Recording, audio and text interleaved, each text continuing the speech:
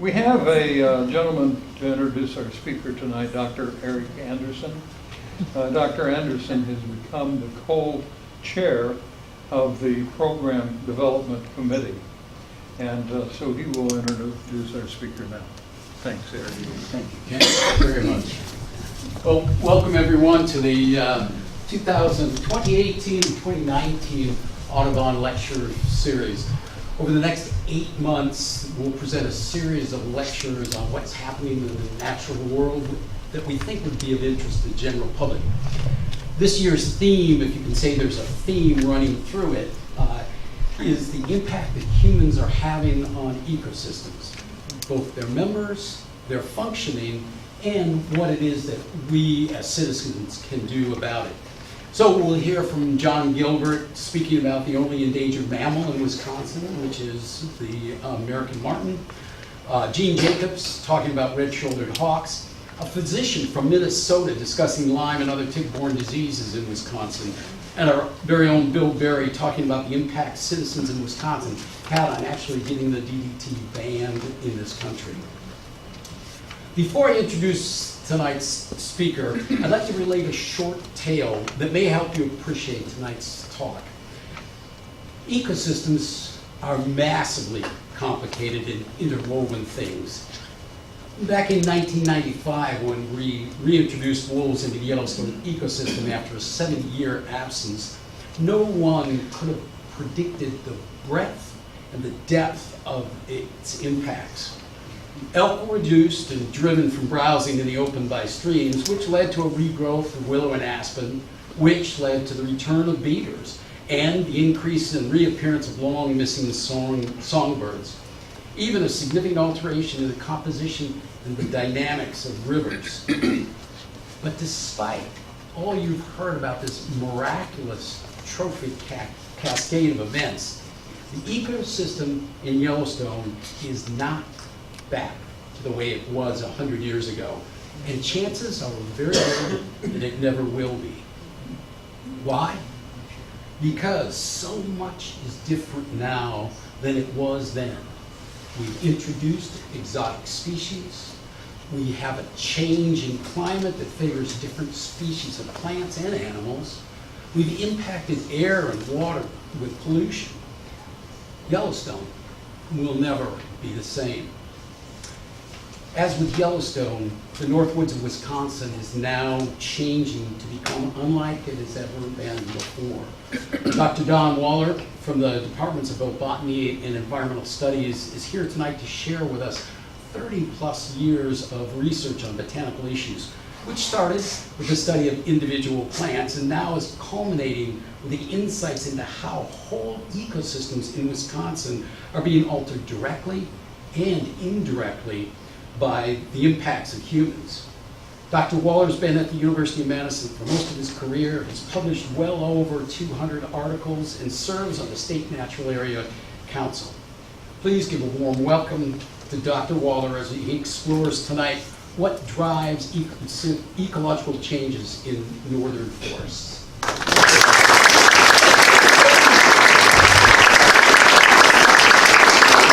It's a great pleasure to be here. Thanks for coming out tonight. I hope you find this interesting, and I'm going to try and move fairly quickly so there'll be a good chance for questions at the end.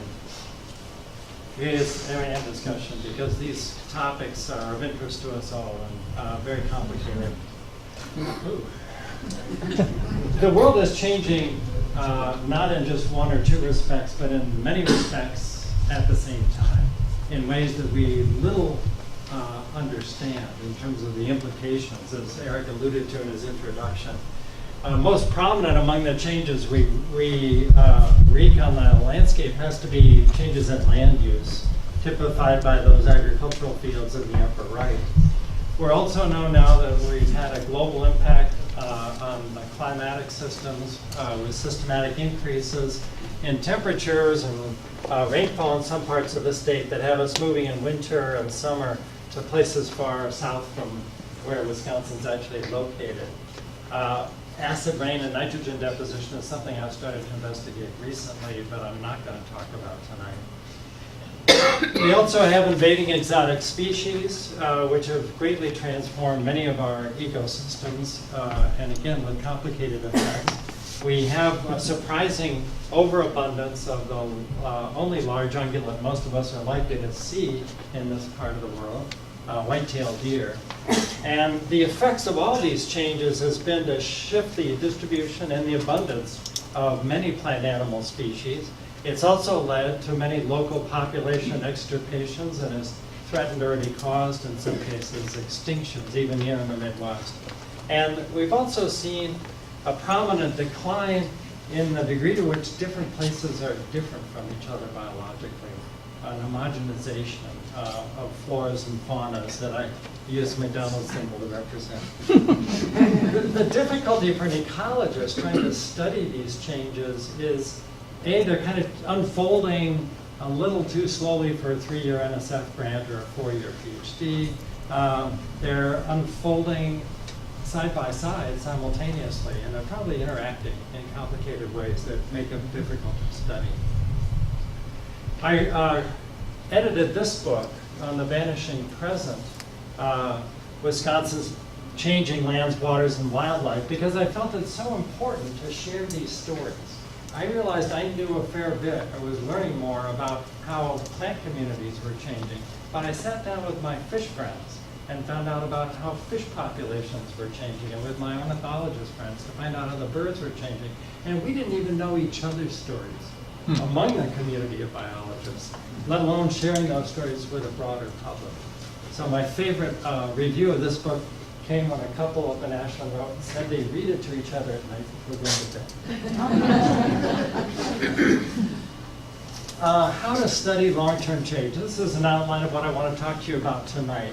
And what I'll focus on is how we have a missing baseline in many cases. But here in Wisconsin, we have, perhaps better than anywhere else in the world, a magnificent baseline of data that's allowing us to understand and dissect ecological change in plant communities in a way that cannot be done anywhere else. We've so far begun to analyze changes in prairies, in pine barrens, and in upland and lowland forests in northern and southern Wisconsin. I'm going to focus on the forest results here, but I'll mention the prairies in southern Wisconsin. And the context here is that I want to introduce these different drivers of change in terms of where their effects are dominant. And in southern Wisconsin, habitat fragmentation and shifts in disturbance regime have had huge effects on what's present. In northern Wisconsin, I'll argue that it's shifts in forest type and management with a cascading set of effects on other species that's leading to the changes that we've recorded. So, and we'll end up on talking about the future of the Northwoods, because I don't think this is something that many people recognize or think about very often. And I think it's profound. As Eric alluded to for Yellowstone, we may never be able to get back to what we had before European settlement.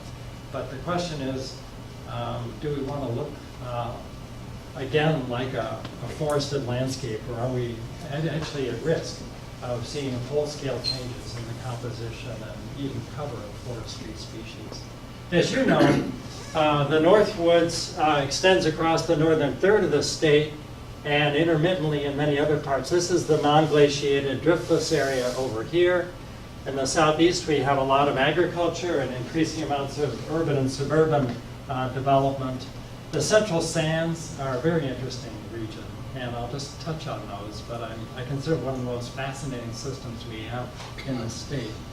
The tension zone is what you're right in the middle of, so you can go north or south and enjoy a diversity of habitats.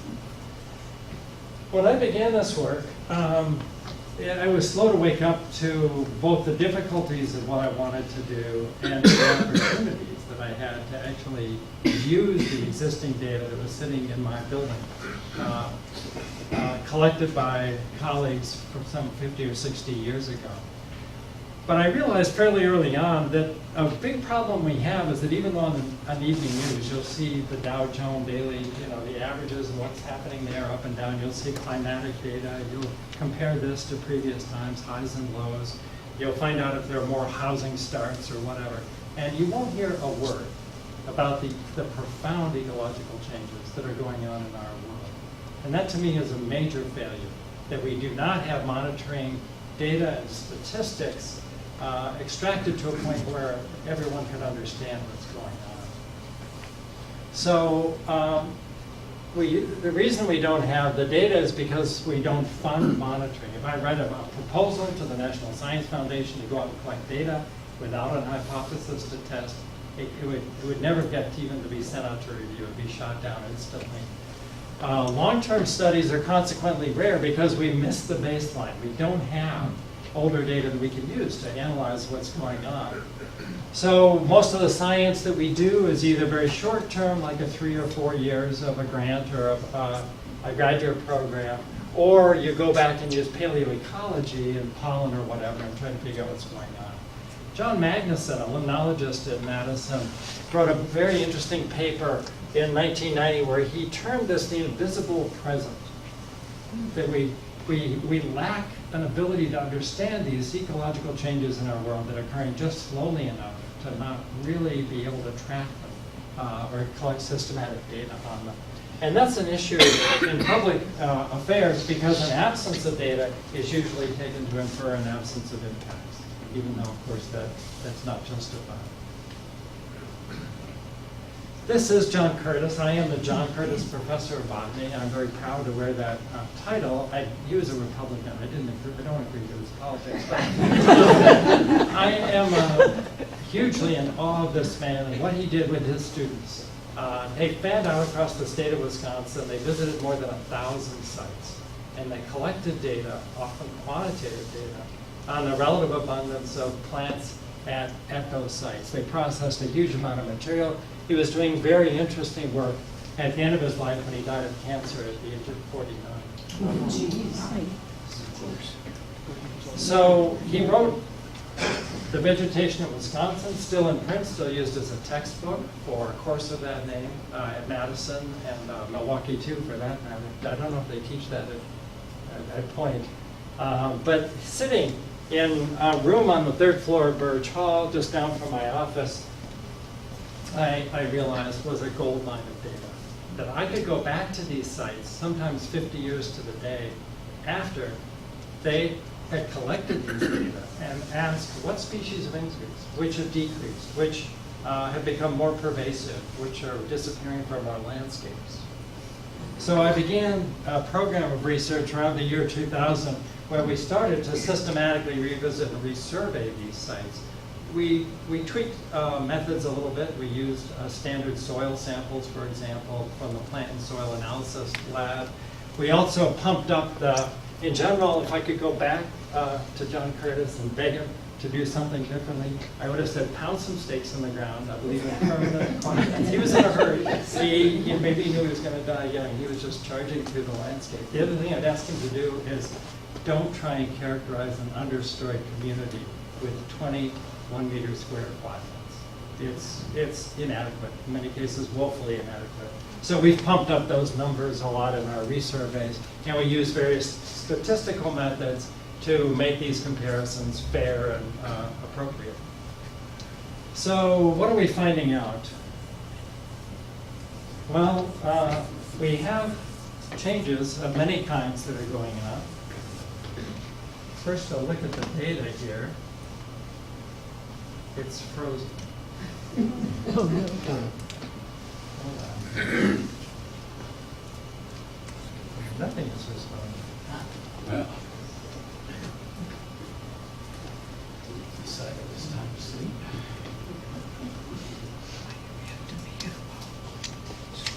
There we go. Something flashed. Thank you so much.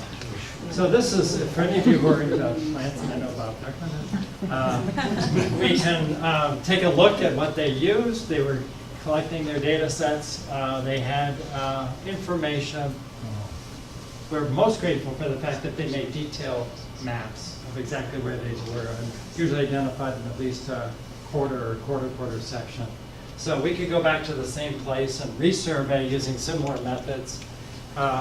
And what they found in the case of these prairie studies is that, let's see, okay, I guess that's not working. It's supposed to be a panoramic view of fire, but you've all seen fire in prairies. Don, you may want to point at the computer, because that's where the receiver is. There you go. Okay. Whoa. So initially, these prairies, and as you know, prairies are highly fragmented and scarce now in our landscapes. But we can ask, what are the effects of that fragmentation, and particularly what are the effects of fragmentation on fire frequency? Because the fires that once used to sweep for dozens or hundreds of miles across the landscape now, of course, are interrupted and can't move very far. So the fire sheds, as we could call them, have become drastically smaller. That means that invasive or woody species and taller plants often come into these areas and shade out the native sun-loving prairie plants. So you see actually succession represents a threat to prairies, as well as the pine barrens that existed in many parts of the central sands here.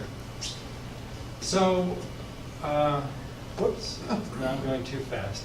So prairies were lost heavily when fires were suppressed and the southern Wisconsin landscapes were transformed in the turn of the 20th century.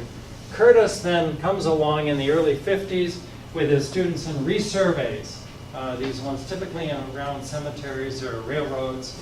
Mark Leach resampled a subset then of those in 1988, and then more recently, Ellen Damshen resurveyed for her PhD all the ones that have been surveyed by Curtis and Leach. So this is the only community I'll talk about where we actually have more than 2 points. We have 3 points. So we can ask not just how things changed, we can ask has the rate of change increased or decreased.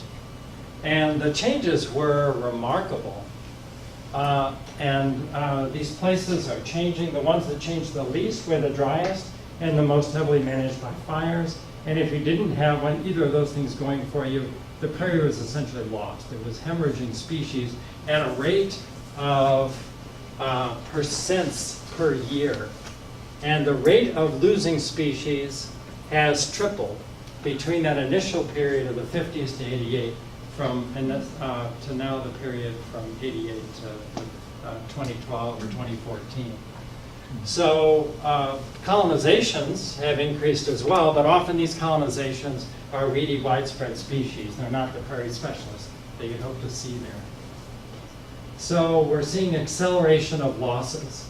In a study that Daijung Lee, a student of mine, did on the central sands pine barrens, we found similar results, that in the absence of fires, these systems change drastically and pretty quickly. In particular, we're losing oaks and gaining maples, a more mesic species. This is sometimes referred to as mesification. So before European settlement, we had a mosaic of prairie savanna and oak hickory forests maintained by the frequent fires. We now have a landscape dominated by agriculture. Forests have grown up in many areas. Many prairies have been shaded out. And we can ask, now let's turn our attention to these broader effects on forest species in southern Wisconsin. Forests did occur, especially downwind of big lakes, where there was a natural fire break on the landscape. This work by Volker Radloff in our forestry department shows dramatically just how radically the landscapes have changed over this 50 or 60 year period since when Curtis worked. This shows housing density, and you can see how heavily modified Wisconsin is up to Stevens Point or Wausau, relative to what it was in the first half of the 20th century.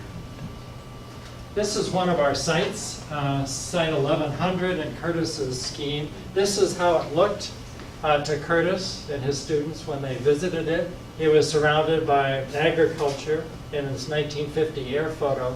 In this 2000 air photo, you can see how development has encircled it. We only resurveyed sites, obviously, that were still there, that hadn't been paved over or whatever. This site is still here. Its habitat is still here. But the context of this site has utterly changed in terms of what disturbance regimes exist in that landscape and how connected they are to each other. So 5 of our 67 original sites in northern Wisconsin were lost to development or logging, but 16 of 137 forest sites in southern Wisconsin don't exist anymore. So that's one index of change, just how quickly those best natural areas that Curtis could find have disappeared on the landscape. 3 of 53 lowland sites. In general, floodplains have fared a little bit better. They're not very good for agriculture, and we're learning, and hurricanes, they're not very good for housing either. Here's my student, a former student, now a professor at UW Parkside, Dave Rogers, pretending to sample one of these sites that's now a development rather than a forest. He isn't actually trying to measure the diameter of a tree there. So we have this change in landscapes, and we used techniques of geographic information systems to look at a bunch of metrics like road density, housing density, how large the forest patch size was, how much forest or urban cover was within 5 kilometers of each of our sites. And then we analyzed our data to see if we could relate the ecological changes we found on the ground to those landscape parameters. We would not know this at all, any of this, if it weren't for that Curtis baseline data. The density of tree seedlings is half as much now as it was when they surveyed the sites. Some of that might be a year-to-year fluctuation, but half as many suggests there might be something else going on. Tree species richness is down 16%. Understory diversity has dropped by 20 to 25% at these sites, and 80% of the sites lost herb diversity. So this dotted line is the one-to-one. It's what you would have expected if they were static. And what's actually going on is the more diverse sites are losing the most species. You also see this process of biotic homogenization that I referred to. The similarity within sites has more than doubled. You can see, no, not doubled. It's increased appreciably, and that's significant.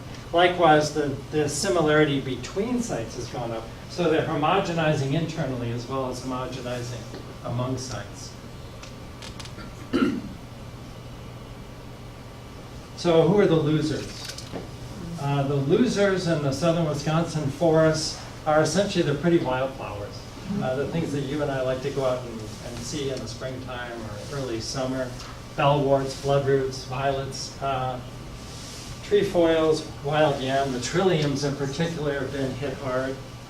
We've seen dramatic reductions in lilies and orchids and lobeliads. And who are the winners? Well, this won't be a surprise to most of you, garlic mustard. Buckthorn, honeysuckle are the 3 biggest winners in the South. They're invasive species. But we've also seen dramatic increases in a couple of native species. Dave likes to call these native invaders that are now far more common than they used to be, including Virginia creeper and the wild geranium. It's interesting, vines, it turns out, are increasing all over the world, in the tropics as well as in the temperate zone. So what drives those 20% declines in diversity?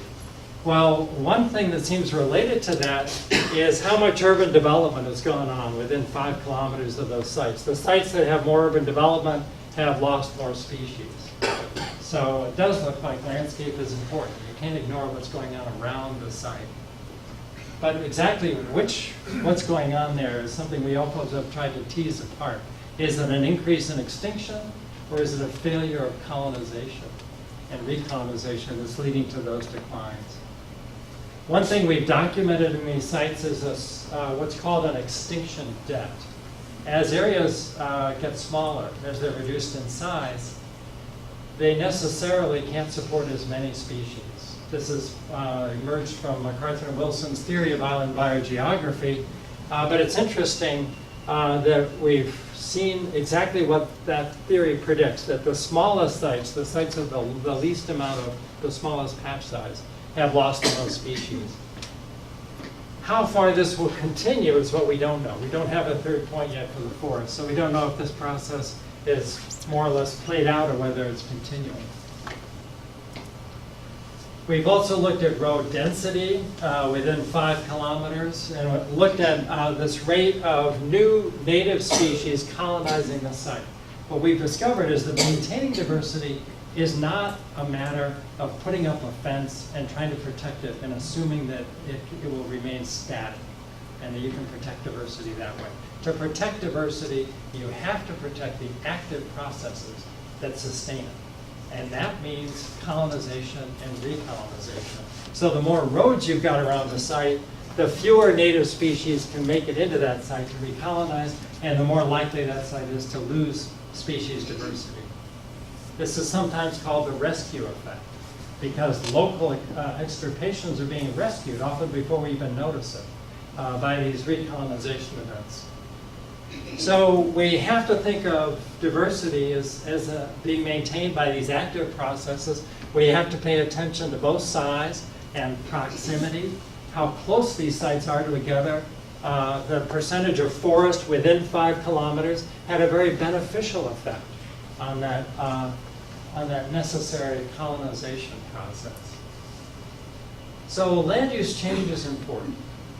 We've identified without much ambiguity there just how fundamental landscape context and land use are. Another potential driver of ecological change in these forests, of course, much more so in the south than in northern Wisconsin, although that's changing, are invasive species. I mentioned that honeysuckle and buckthorn and garlic mustard are the 3 most frequent invaders in these forests that we've looked at. We're up to over 80% of the sites now containing invasive exotic species. And when we look at what has influenced that rate of exotic species colonization, again, the strongest effect we see is the amount of urbanization that's going on within a few kilometers of those sites. So just as you would expect, sites with a lot of access, roads and trails, proximity to human disturbance, are the ones that are getting the most weeds.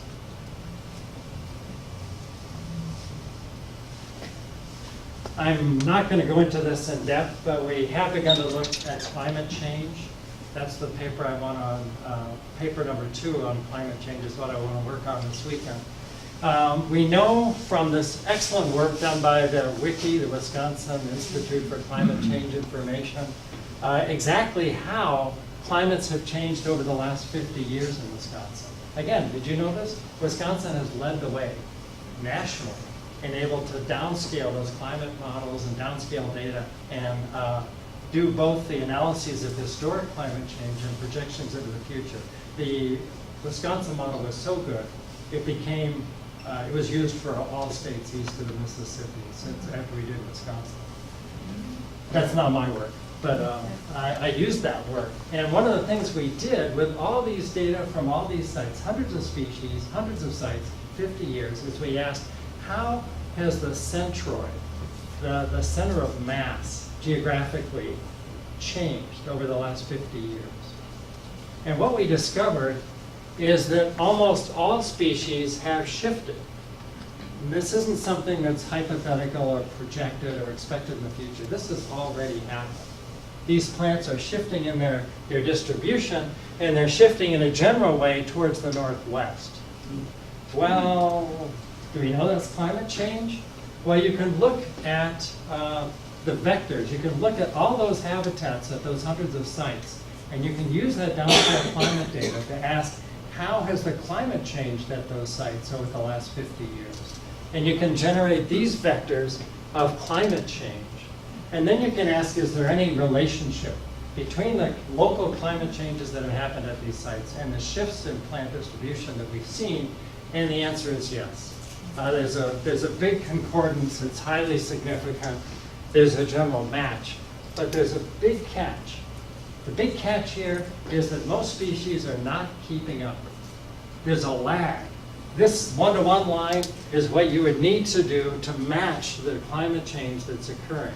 And most plant species, although they're shifting and shifting in the expected direction, they're not shifting fast enough to keep up with the rate of climate change. So, again, we don't know in the future what this might mean in terms of their ability to persist on the landscape. But it's likely that climate change will be an increasing factor in the distribution of plants in the next 50 years. I love this slide. This is the Beaver Dam Lake on the Brunswick River near, not too far from Mellon. It was a beautiful spot of land acquired by the Hanson family. And they thought the old man was nuts. You know, he bought it when it was all cut over and looked atrocious. But he wanted a place where his friends in the furniture business in Chicago could come and drink during Prohibition. And this is a great place for that. But that family has restored this land, and they very generously have donated that land to the public.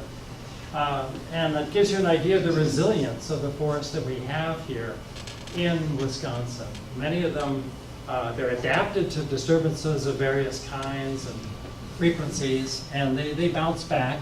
Natural disturbances in this landscape. Here's Emmett, who was a professor here at UW Stevens Point for most of his career, next to a tip-up mound for scale. You can see that natural disturbance involving windfall events or ice storms or whatever was patchy.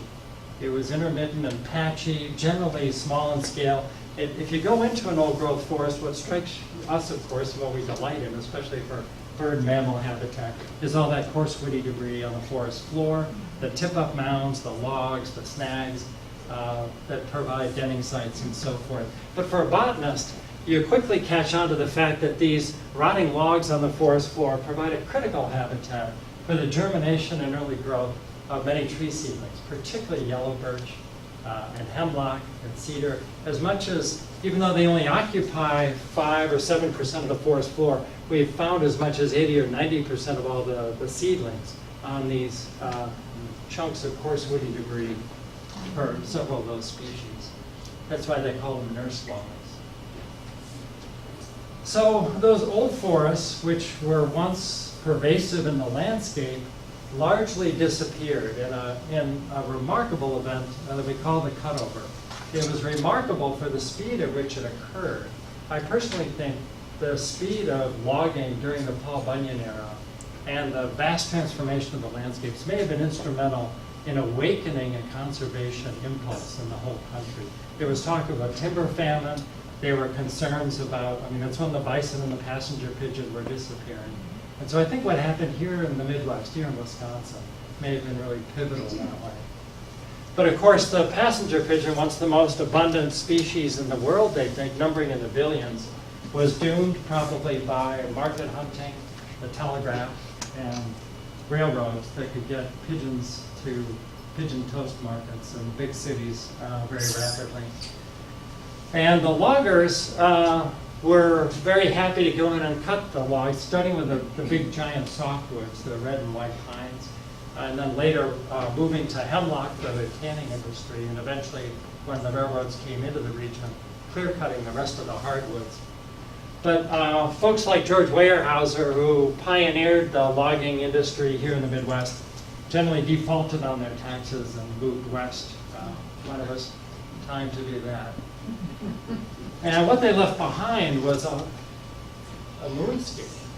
It was a biological holocaust in terms of the devastation that was left behind. You've heard of the Peshtigo fire in 1873 that burned over parts of 3 counties, I think, killed 1,400 people. In general, that fire is little known outside of Wisconsin because it happened on the same day as the Chicago fire. And everybody knows about the Chicago fire. But this great cutover, in combination with all the market hunting that was going on, the clear cuts, the splash fires, again, I think it may have awakened a conservation impulse, or a recognition that resources were finite and running out, and that we should pay more attention to those things. So what happened since the cutover is interesting to an ecologist. The Civilian Conservation Corps moved in the 1930s to plant red pine plantations and do active reforestation in many areas. But in much of the landscape, it was early successional species like aspen and birches that came in on their own, what we call natural regeneration. And that's what recovered the landscape. The aspen is the premier early successional tree. It grows quickly, it colonizes well after fire. You can coppice it in that if you cut it down for pulp logs, it will resprout, and we'll give you another crop of trees that can be cropped, I think, typically in this landscape, it's about 30 or 40 years. Sometimes as little as, they're trying to, in Rhinelander, they're developing fast-growing varieties that can cut after 18 and 20 years or even less. Anyway, it was a time of conservation in the early 20th century where they established the national forests and the state forests. They bought up a lot of this tax delinquent land. They used active and passive restoration, and they began to protect wildlife as well for the first time in a really serious way. So to recap that little thumbnail history of the Northwoods, what we saw was a forest that was primarily old growth. Trees were living up to 200, 300, sometimes even 400 years old. They had continuous canopy. There were disturbances, of course, but they were small to moderate size and intermittent in their frequency. The forests were dominated by sugar maple, eastern hemlock, and yellow birch, with a sprinkling in of white pines and red pines, particularly on more sandy soils. Northern red oak is also a component of these forests. But after the cut, what we have now is a landscape that's been turned inside out. It's been inverted. The old growth now exists only as very small islands within a sea of early successional forest that's being managed actively, for the most part, for timber production.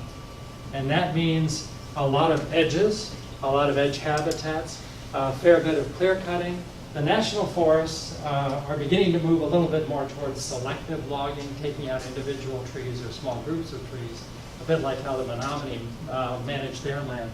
But we still have very extensive logging on the landscape, predominantly young forests, and this somewhat fragmented habitat that's replaced the more continuous habitats that were once here. So forests, this is a map that shows the national forest, Chequamegon, Nicolet. It shows the Menominee, the Lac du Flambeau, La Coudray, and Bad River Indian reservations. This is the part, no.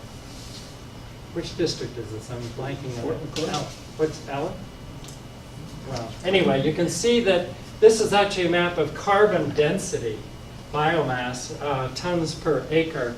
So you can see that it is these public forests and the Indian reservations that have a lot of the carbon locked up. We don't have a carbon market yet, but in the future, Wisconsin could stand to gain a lot in terms of income for landowners who are able to capitalize on these carbon markets, because forests do store a lot of carbon, and not just above ground.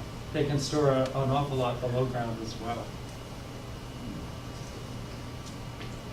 So I want to turn now to the animals. As I mentioned, we used to have an old-growth forest that was full of big trees. We also had an old-growth animal community, you could say, that had a lot of big mammals: moose, woodland caribou, elk, deer, wolf, cougar, wolverine, lots of beaver. And of course, after European settlement, all those big animals, the big ungulates, pretty much disappeared. We have a small elk population around Clam Lake. Wolves came in on their own in the early 1980s. They're up to 800 or 900 now. And it's become very controversial about whether we should protect them or whether we should hunt them. There was a bounty on wolves, I think, through the 60s. And by the 70s, they were on the endangered species list. So I think they got confused about what their status was supposed to be. But now I'm going to turn to the research that my group has done on changes in the Northwoods in terms of those understory plant communities. In a nutshell, we've seen no change in diversity at the landscape scale, no change in diversity at the 1 meter scale, unlike southern Wisconsin. Yet 2/3 of the sites lost species, and the average was 15 to 18%. But what's more interesting than the average is how that percentage varied across sites, because some sites lost more than half of their plant species relative to 50 years ago, and other sites have actually retained all the diversity they had 50 years ago. Can you guess which sites lost half their diversity and which ones retained their diversity?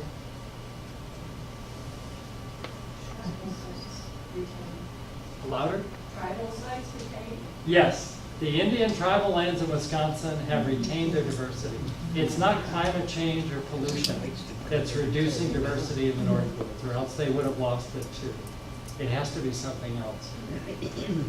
The sites that lost the most species over the last 50 years are state parks. So the winners in the north are the ferns, the grasses, the sedges, and of course the invasive species. A 300% increase in sedges, a 80%, what is it, a 200% increase in jack in the pulpit, ferns, 100 to 300% increases. Again, these are not subtle changes, but they would have been utterly invisible to everyone, except for those baseline data. Who are the losers? Again, it's the pretty wildflowers. This was Carl von Linnés's favorite flower, the twin flower. You see portraits of Linné with that flower in his hand almost always. And again, it was trilliums, Clintonia borealis, the blue-beak lily, was a typical example. So 3 state parks have lost more than 50% of their plant species, and yet no net declines in plant diversity on the Indian reservations. So what's going on? What's responsible? What's a likely driver of these changes in the Northwoods? I'm just curious what parks these are, these states. Brunei Island, Copper Falls, and I'm forgetting the third one. White-tailed deer. Maybe just white-tailed deer. We've got a signature. Those 3 state parks banned hunting for a period of 35 plus years. They thought it was the way to do it, protect nature, don't allow hunting. It's remote islands with high plant cover, without deer, that also hang on to their diversity in addition to the Indian reservations. So maybe, just maybe, white-tailed deer are part of the issue here. Many people enjoy eating deer. Maybe some of you feed deer. I'm happy you're selling birdseed and not deer food. But the unhunted sites in northern Wisconsin lost on average a third of their plant species. The hunted sites were only losing about 10% of their species. But similar, yes, it's quite similar. Elk, of course, are just overgrown deer. Yeah. And species, of course, the grasses and sedges have growing points on the ground. So the grazing by these mammals like deer don't affect them in the same way as most dicots that have meristems up above the ground that are killed or are out of commission once those are eaten. So it's the species that we know are palatable to deer. We know deer like to eat lilies and orchids and lobeliads. And we know that deer populations have increased.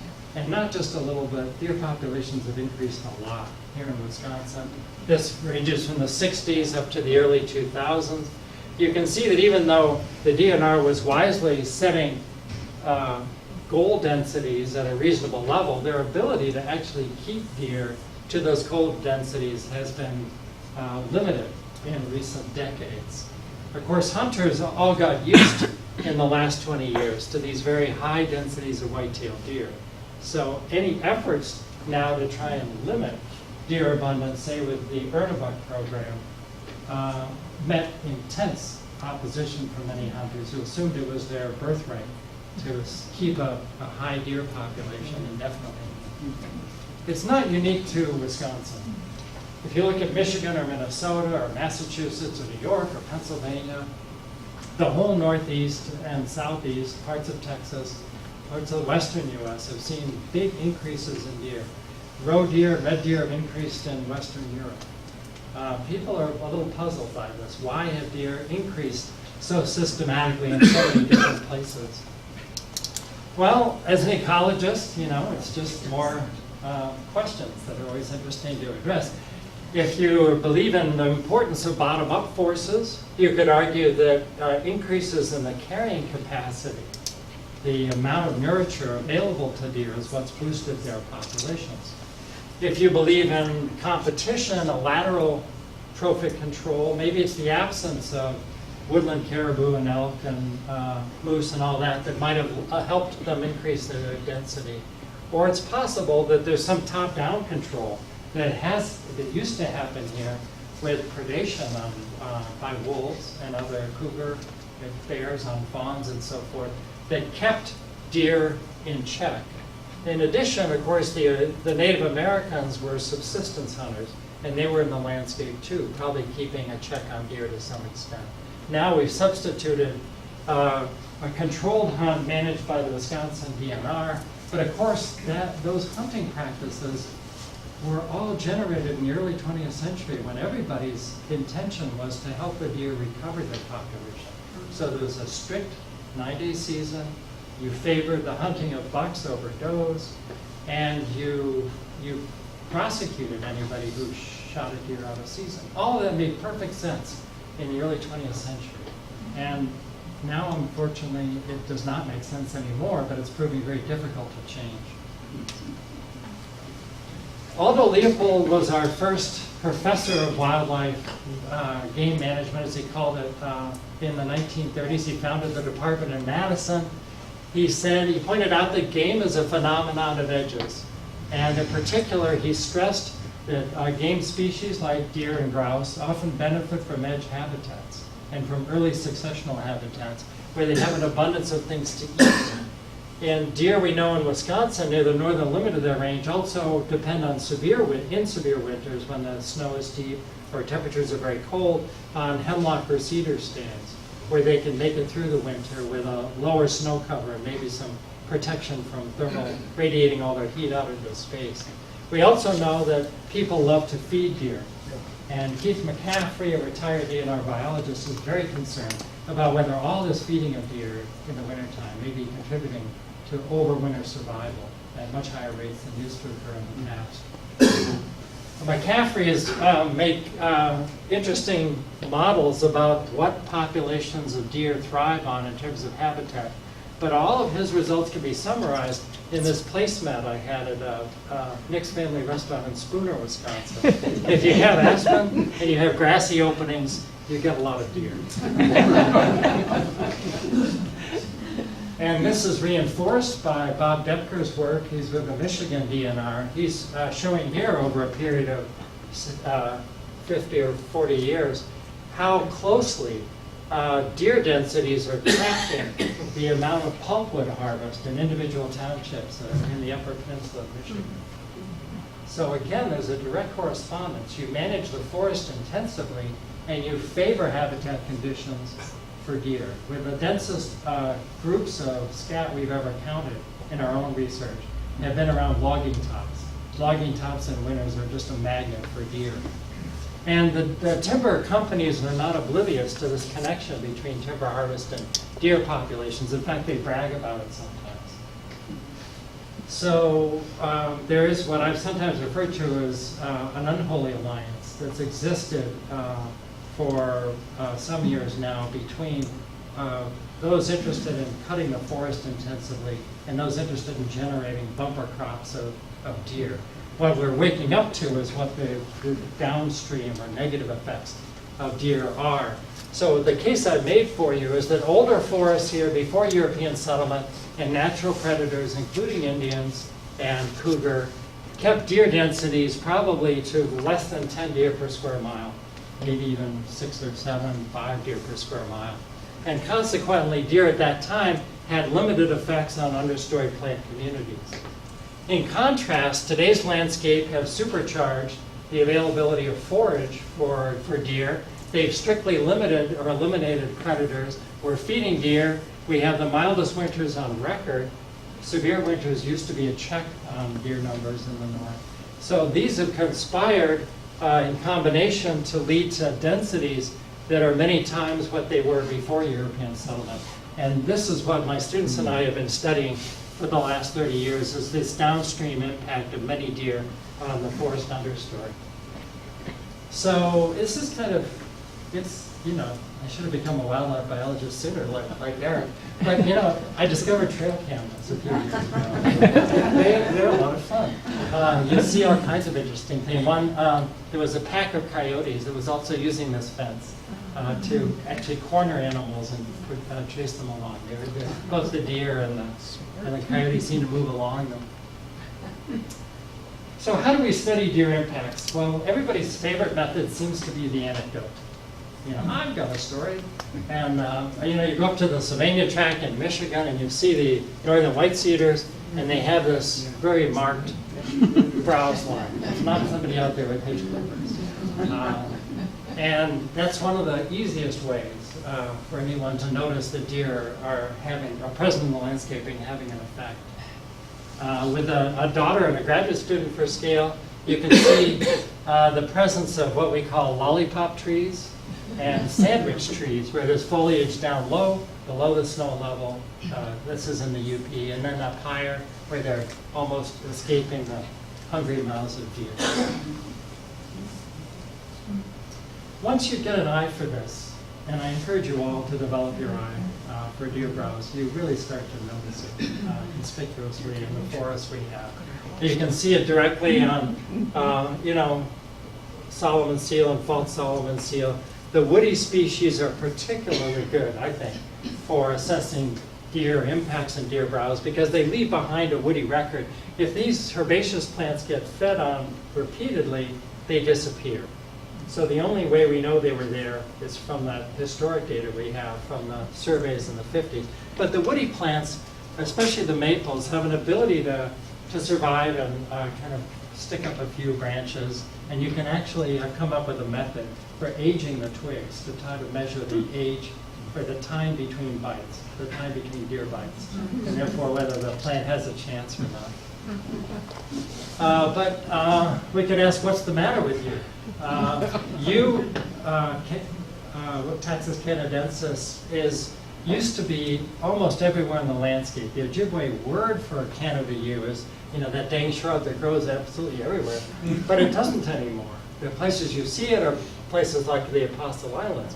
But when York Island gained deer after 2003, you can see how quickly they lost yew. Yew is like ice cream to deer. Unlike hemlock or cedar, it can never outgrow its vulnerability to deer. It's a shrub. So deer tend to do a real job on it. One of the more rigorously experimental ways to assess deer impacts is to build a fence. If you build a fence and the fence is permeable to small mammals and rabbits, but keeps deer out, and you see lots of grasses and sedges outside the fence, and you see a vigorous regrowth of saplings inside the fence and more wildflowers like that orchid that you saw on the first slide, then there's probably good evidence that deer are having, it's excellent evidence that deer are having a strong effect. The most extreme exposure I've ever visited is this one on Haida Gwaii, the Queen Charlotte Islands off the coast of British Columbia, where Sitka black-tailed deer were introduced about 1910, and took understories that were full of vaccinium called salao and lots of other species, and mowed it down to what you see outside the fence here. Work here in Wisconsin, we're working with a professor of Indian Studies from Dartmouth University, Nick Rio. We decided to look at the Indian reservations here in Wisconsin and compare them to the areas outside those reservations to see how they differ in various respects. So the question is, are the Indians good ecological stewards? Because especially during the treaty wars of the late 80s and early 90s, many people accused the Indians of being rapacious, of spearing too many fish, or of exhausting resources. And so we asked the simple question, are ecological conditions on the Indian reservations in fact worse than they are outside the reservations? And you can see there are conspicuous differences in deer density on and off the reservations of the kind we've already alluded to. And working with about 70 of these little caged exclosures and hemlock seedlings that we planted inside and outside them, and then following them for 20 years, we discovered that in the Schwamigan and Nicolet National Forests and the Ottawa National Forest, the survival of these hemlock seedlings outside the fence was catastrophically low. In contrast, on the Indian reservations, inside or versus outside the exclosures didn't make nearly as much difference in ensuring viable recovery and growth of those species. This is an Audubon group, so here's the necessary bird slide. Working No, I'm a birder too. I love birds. And I would even recognize the ovenbird since the time I was like 2 feet away from one doing field work as a graduate student. But these folks working in Haida Gwaii again compared islands in the archipelago with and without deer and asked how do they differ in terms of their bird populations. And they said that the songbird abundance dropped by 55 to 70% on islands with deer. There was a big decrease in alpha diversity, and the bird communities flipped from being 73% dependent on ground layer or low shrub vegetation to being 79% not dependent on that understory vegetation. So there was a wholesale turnover in what species of birds were there, as well as that significant reduction in diversity and abundance. So it's the ground nesting or low nesting birds. Think worm-eating warblers and ovenbirds and things like that. So again, I want to finish up here. You've been a very patient and indulgent audience here. Deer are affecting the communities not only by eating wildflowers, not only by browsing some woody plants. They're limiting tree regeneration, not of one or a few species, but now dozens of tree species. They're leading to sparse understories that are eliminating cover for small mammals and birds. The soil is being compacted. They're accelerating the invasion of many sites. I haven't talked about this, but we've done research, and others have too, to show that the rate at which invasive species invade is augmented when deer are abundant. Nutrient cycles accelerate. So what we have here, you'll hear about Lyme disease in a month or two, I guess. But the picture here is the deer are a keystone herbivore. They're fundamentally changing the system. They're not changing it in one or a few ways. They're changing it in many ways. They're not changing it locally. They're changing it pervasively in the landscapes. And they're not changing it temporarily. The changes that the deer are causing in the forest are having profound effects. And if you want to know what the future of Northwood forest might be, say in another 20 or 40 years, just go to the Allegheny Plateau in Pennsylvania, because they've had 40 plus deer per square mile since the 1960s and 70s. And this is what their forest looks like. They're when Aldo Leopold went to Germany in 1935, he called them Devonian forests. The conifers in the overstory and ferns in the understory and not much else. These are black cherry trees and hay-scented ferns that dominate in Pennsylvania. So the problem is, of course, that people love deer. People love to feed deer, people love to hunt deer, people love to watch deer. Once you've had Lyme disease or hit one with your car, you're going to be less of a fan. So what can we do? What should we do about these deer impacts? Drive with your bright lights on. Well, this was one thing I would suggest we could do is begin to learn from the Indians. They've been here a lot longer than we have. They've managed that system sustainably in a way I think that we could learn some important lessons. So, the Indians approach animals and plants in a different way. They revere them. For the Ojibwe, the wolf is a brother, a blood-kin relation. They would never consider shooting a deer, or rather shooting a wolf. Whereas, smoke a pack a day is like bumper sticky you sometimes see. Of course, Indians have treaty rights, and I think it'll be interesting in coming years to see how the Indians decide to play that treaty rights card in terms of not just collecting traditional things from the forest, but in terms of wildlife and deer in particular. I don't know how that's going to play out.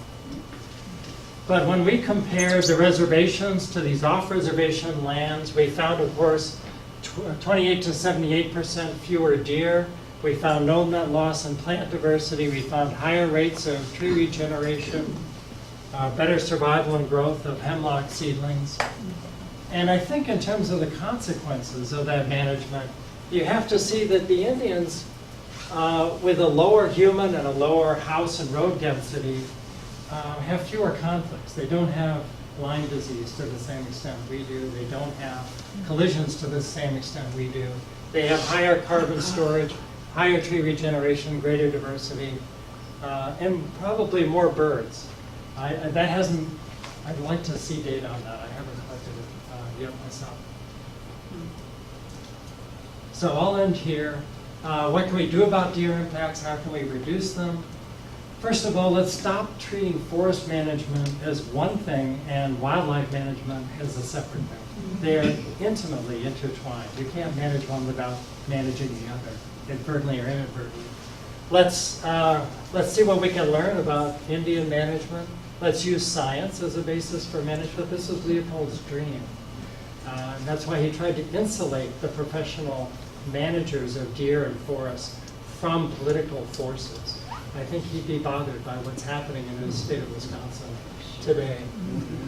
Let's try and recap. I mean, I've been a hunter myself now for 6 years. I buy deer hunting magazines. I have yet to see a doe on the cover of any of those magazines.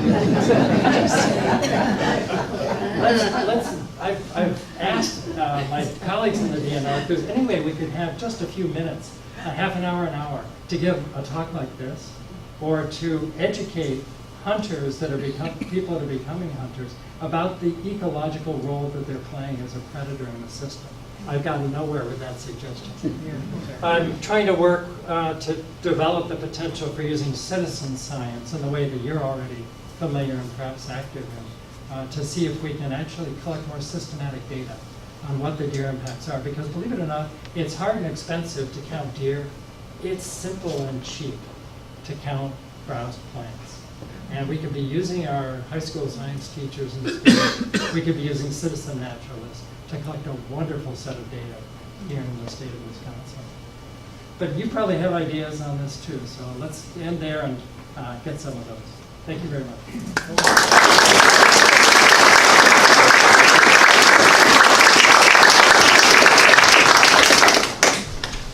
John, I think you mentioned the earthworms. Would you comment about the earthworm impact on diversity of the known? Thank you. Alan has pointed out that earthworms are not native to this part of the upper Midwest. Glaciers, with a mile of ice, you kind of squish the worms. But since European settlement and agriculture, we've seen big invasions of Eurasian earthworms. They exist in some number now, and the big lobrissus in particular are ecosystem engineers of their own kind in terms of turning over soil. And they've had big impacts on understory plant diversity. But it turns out that there's something going on between earthworms, deer, and exotic plants. You tend, in a simple study we did in the UW Arboretum, we discovered that earthworms were twice as dense underneath buckthorn than they were 20 meters away underneath other species. Something about that high nitrogen in the leaves, I think. Likewise, in areas that have more deer, you get both more exotic species and more earthworms. So these effects are going to be hard to disentangle from each other. Earthworms have effects, exotic species have effects, deer have effects, and they're probably helping each other in some way we don't fully understand yet.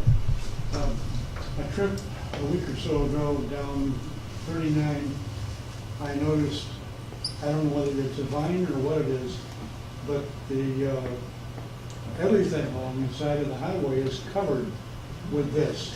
It looks like kudzu in the south. Yeah, I noticed that too. What are we looking at? Wild cucumber. What? Wild cucumber. Yes. Wild cucumbers. I've been hearing a lot about wild cucumber It's just like recently. a blanket. It's Yeah, just like a yeah. blanket. It's Yeah. incredible. It doesn't kill anything though. Yeah. High CO2 may be enhancing vines in general, some people think. But why some of these invasive vines are beginning to really take off? Do you have any ideas on that, Bob? It's so explosive this last year or two, I can't even come up with a decent hypothesis. And it's just it's not a gradual increase, it's really dramatic. Yes. I have a grandson who just graduated in marketing from college, and we were talking about this. And when I first moved to Wisconsin, they were pushing potatoes, and you read all these statements: potato eaters live longer, have happier lots of life. Can't we talk about venison eaters and have longer lifespan? I think you're onto something. In it's organic meat.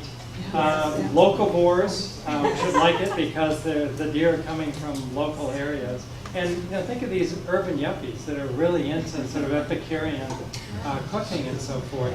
Some of them are actually they have become interested in hunting because they do want that organic local meat. And I've got a vegetarian friend who makes an exception for venison. So get your son in marketing to take that idea and run with it.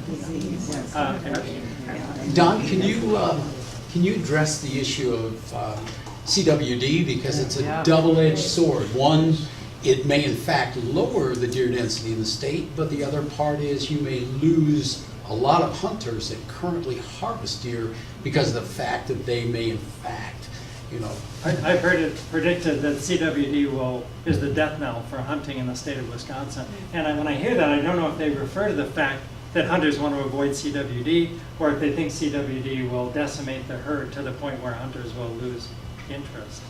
But either way, it's a huge crisis. Yes, I'm on the Conservation Congress, and I'm the chairman for Portage County for our CDAC.